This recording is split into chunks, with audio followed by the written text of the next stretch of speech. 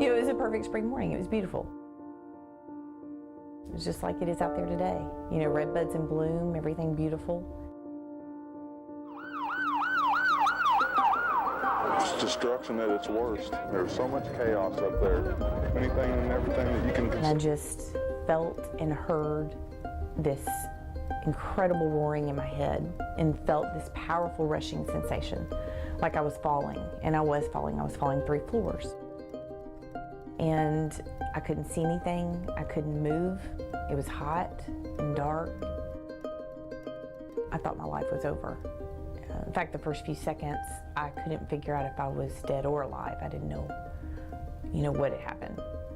Amy Downs was buried alive under the rubble of the Federal Building, trapped inside a small crevice, crying out for help. We're talking to victims through void spaces. People are crying out to us. My right hand was actually sticking out of the side of the rubble pile. I was still in my chair upside down, but my right hand was sticking out. So they found my hand. That hand was her lifeline amidst the chaos, her chance to be free. But just as soon as it was found, that lifeline was taken away. Let's go! Come on, man, let's go! They say there's possibly another bomb in this area. They don't know where. Then I hear another man's voice, and he's yelling, "Everybody out now! There's another bomb! Let's go, let's go! There's another bomb! Everybody, let's go!"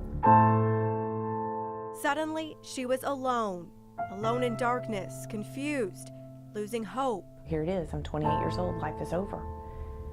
And I thought about my life and where I was at that point, and I had huge regrets.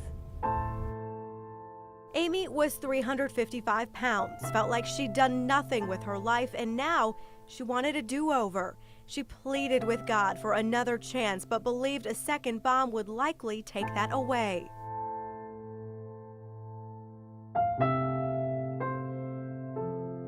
Six and a half hours later, Amy was being loaded onto a gurney, her body pierced with glass, her leg nearly torn off. God saved her. But I will never forget, looking up at that sky, taking that first breath of fresh air and promising God, I will never live my life the same. 18 of Amy's co-workers lost their lives, their names inscribed on a memorial at the new Allegiance Credit Union. Her name inscribed on the survivor wall. Survivor's guilt, PTSD, and sadness inscribed on her heart. I was alive and everyone around me was killed. I don't know. But Amy has never forgotten the promises she made to God on April 19th. We've all gone through healing, but it's just like the scar on my leg. That injury on my leg is healed, but the skin is different. It's numb in some places, it's rough, it doesn't look the same, it's distorted, it's still there, but it is healed.